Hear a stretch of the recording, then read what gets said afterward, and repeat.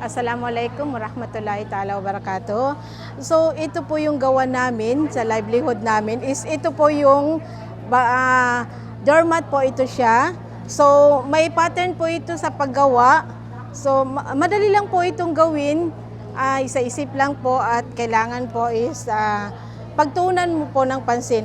Ito po yung namin, fat hoarder. Para po ito sa kardero at ito naman yung doormat. Then ito naman po yung banana chips namin. Gawa po ito sa saging na hilaw. So kailangan po namin ito lutuin. Lutuin po bago namin lagyan po ng asukal. So ito na din po yung ginawa rin po ng mga kasamaan ko.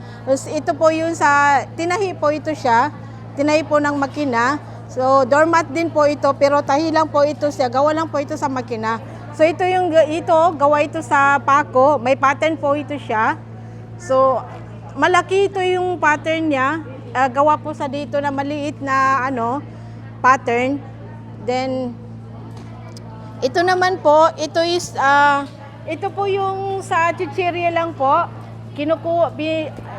Siniselect ko lang po yung ng chichirya. Yung wrapper lang po niya. So ginagawa po rin namin ito na pitaka po ito siya. So nasa 50 pesos lang po ito.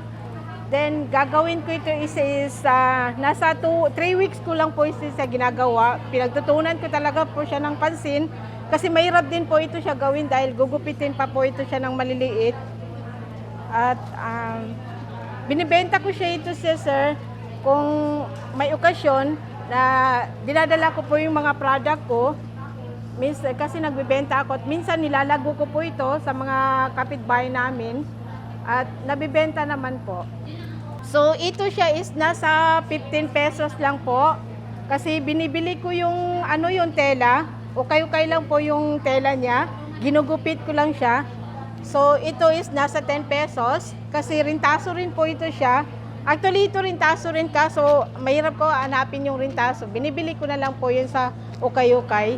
At ito yung rintaso talaga po. So ito siya is saging talaga ito na binibili namin. 15 pesos. Ito is nasa 60 pesos. Then ito po is nasa 10 pesos lang po. Then ito is nasa 75 pesos.